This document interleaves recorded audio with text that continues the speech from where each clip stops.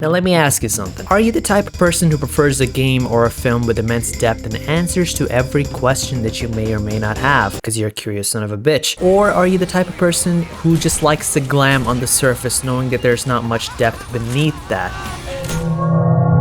But of course you don't mind that because you decide you're just looking for a quick escape anyway, so no need to get invested in what may very well be a field to major in at this point. Like, Jesus Christ, I ain't never reading this shit, Blundell. You can't pay me $1 billion. As it goes, this is what separates fans of Fast and Furious and fans of Inception, fans of Zielinski zombies and fans of Blundell zombies. And what you will see is there'll be a small triangular rock. As it goes, I just want to sit down after a long stressful day and play some mindless zombies to unwind. Try this. Man down! Man down! Not solve some ancient goddamn mystery to discover the reasons for why the quantum mechanics of the MPD was in the state that it was, for the dark ether realm to go ahead and corrupt the material universe, just to unlock the Pack-a-Punch machine. This has been a very straightforward guide to get the Pack-a-Punch unlocked. Listen to you little fucking bitch! Now let me tell you about a common misconception actually while I'm at it. Zielinski was the one who kind of fucked up the zombie storyline to begin with. He was the one who ended up creating paradoxes following Earth's explosion and moon, and came up with shit like the Rilya. The Rilya are an ancient race of beings that inhabited the Earth long before the dawn of man. They ruled the planet from a city that floated above the water known as Atlantis. What the fuck is this zombies? And it was Jason Blundell who had to come in and tie up every goddamn loose end out there, creating many more loose ends and making it more complex than the fundamentals of quantum mechanics in the field of astrophysics. But we don't really talk about that now, do we? Now, of course, this is regarding the storyline. Most people refer to the gameplay direction when discussing Zielinski and Blundell. Now, in a straw man argument, a person would criticize the complexity of Blundell's zombies following Origins and prefer the simpler, formulaic gameplay loop of zombie maps pre-transit. And yet, that same person would eventually come about to say, I think zombies is repetitive, formulaic, and non-innovative. I am going back to League of Legends. Now, keep in mind, this is a straw man fallacy as strong as it can come, but it makes you think, what the fuck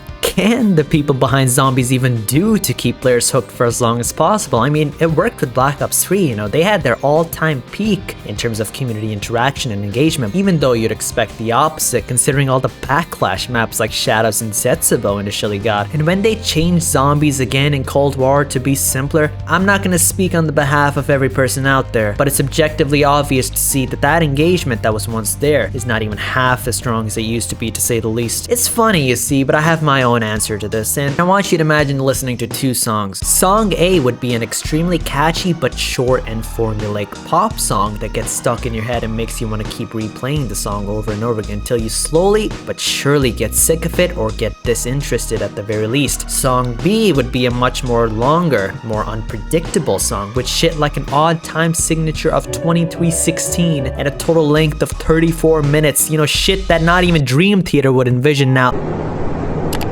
You gotta be listening to song B, what would generally happen is that you'd finish the song and not remember much of anything. Now, nothing would really get stuck in your head just because there's so much shit there to begin with, following the most unpredictable ass pattern that you've ever heard of in your life. But it's interesting. You can't deny that. At the very least, this progressive song B was interesting, and it makes you want to keep listening to it over and over again. Repeat ad infinitum. Now, what separates listening to song A versus song B over and over again is that while you become disinterested in song A really quickly, you never really get tired of song B. Now, song B doesn't have to be some crazy Pink Floyd Dream Theater meth-fueled extravaganza, you know. It just needs to be a bit more progressive and creative in its conception, and that right there would be enough for you to get hooked on it for a really long time. That progressive quality keeps people coming back for more, and it's not just limited to music. In the field of gaming, for example, you could have simple games that hook people really fast. I have one of the worst genetic hairlines. But as anyone knows, if anything rises to popularity really fast, it would also die just as fast. There are exceptions to this practical rule of sorts, but the argument still stands. Shadows of Evil is not that complicated. I mean, shit, it's complicated compared to Noct, maybe, yeah, but I believe we have witnessed a classic case of Stockholm Syndrome back in the BO3 days, where each and every single one of us felt as if we were being spanked by Daddy Blundell and his goons so that we'd show sheer bondage and complete complete submission. And we liked it, goddammit. To go from something like, well, any other maps pre-buried, excluding Mob, of course, to something like Origins was enough of a religious enlightenment that no monk could ever dream of having nor giving. That added complexity, even if it's not that unique upon close inspection, had people coming back to the game in a regular manner. And one of the devs' biggest missed opportunities was to release more new content in the BO3 days, when they had each and every single one of us hooked by the balls, ladies and gentlemen. But instead they opted to remake 8 old maps, which, while satiating a good number of us for a while, added to the criticism of fuck Treyarch. The last new map that we got was Garad, and Jesus Christ, it's been 3 years. Now I'd be lying if I said that the new simplicity of Cold War zombies was the reason that the community fucked off into the abyss of my darkened asshole. Simply, or rather unfortunately I should say, because Black Ops 4 exists. Now with this game, you can make a plethora of arguments, and I'm not gonna be here to say which ones are valid and which ones aren't, but one specific argument that could very well be made is that you should never take complexity too far. Does this 34-minute song even have a reason to be 34 minutes long? Or is it just 15 mini songs stitched together, ladies and gentlemen? Nah, but for real though, whenever I think of the map Dead of the Night, for example, honest to God, I feel like getting a major in quantum mechanics and ending up as a lead scientist over at NASA is child's play compared to setting up in this godforsaken map. It's not a good look when even looking at the map design gives you a headache, and of course you can disagree with me on that, but one thing that still stands is that complexity only really works as far as the need for it goes. Satiate that need, you don't really need to go above and beyond whatsoever. Crafting systems in a lot of RPGs are the clearest practical examples of this, but it seems you have downfalls at every corner for whatever reason. On one hand, you can have a simple system with a ton of variety in the options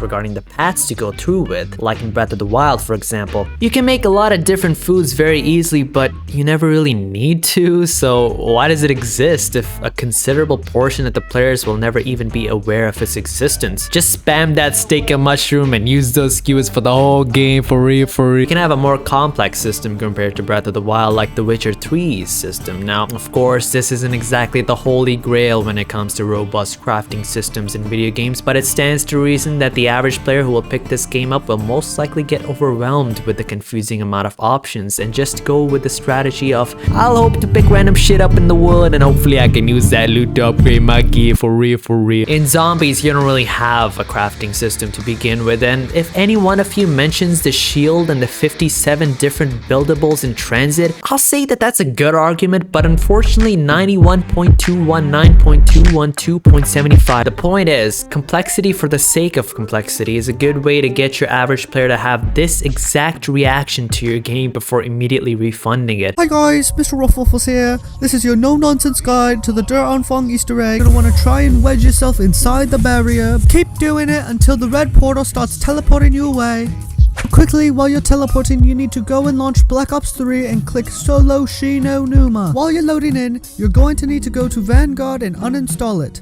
This step is very important. And of course, you can have differing opinions. I believe this applies to films like Inception as well, with it being complex just for the sake of being complex. But of course, as with everything, there will still be fans. Call it a niche, call it a good minority, or even a good majority. Unfortunately, Black Ops 3 Zombies was teetering on the edge of being too complex in its gameplay. For a simple game mode like Zombies, I'd wager that watering your neighbor's backyard, killing 2 Shreks and a donkey, and unclogging spider jizz in the sewer just to turn on the goddamn power is maybe a step too far. In the words of Lex, of course. It's hard to imagine a fan who's into this specifically, but in the age of bondage and submission, I'm willing to bet anything's possible for real. But even with this clear-cut bullshit compared to the formula used before, spawn, get points, open doors, hold F on the power, and that right there is 85% of that respective map's content, ladies and gentlemen. Do you really imagine yourself doing that over and over again ad infinitum? Put aside nostalgia for a moment. I know you've done it before with maps like Derice, Kino, and Town, but what about now? Maybe you were young back then, maybe you had a ton of time to kill. Maybe you played for the sake of playing with your friends more than enjoying the game itself. Put those rose-tinted glasses down for I beat your ass on God. Now coming back, I'll tell you what the devs can do to keep players engaged for as long as possible. Make the game less repetitive. It's that easy. You're depressed? Just be happy, bro. Oh, you're homeless? Just get a home, bro. The level of complexity that they used in Black Ops 3 was a cheap trick at most. It did its job to keep players engaged, and it helps that every goddamn map is fun as hell to play simply cause they're designed that well to begin with. But no one in their right minds would look at the complexity, both in the gameplay and the story, and go, yeah, this is a good representation of how to execute this shit well. Even though it did work out well in the end, it could have just as easily failed, like with Black Ops 4. Even if Black Ops 4 did not have all those launch issues, I honestly don't imagine the average player being a fan of, well, any map aside from IX and Ancient Evil. We really don't talk about Another Voyage, No Blood of the Dead in this part of town. Just remember that I know where you fucking live, so think twice for saying some bullshit you really shouldn't be saying in the first place. Now let's comment on my last video mentioned The Witcher 3, and part of my criticism of the game is conveniently its repetition. Do you know how exhausted I felt going through the same repetitive bait and switch of Ciri's here? Oh, no she's not. Over and over again, like it wears you down more than playing zombies for a living.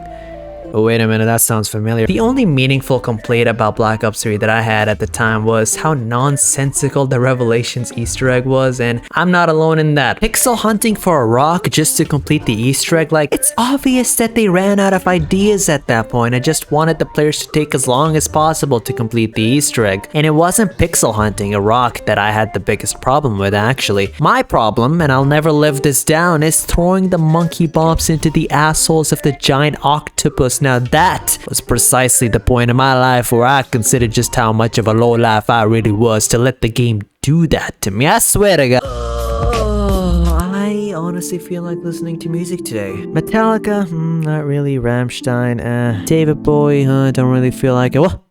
How did you find me here?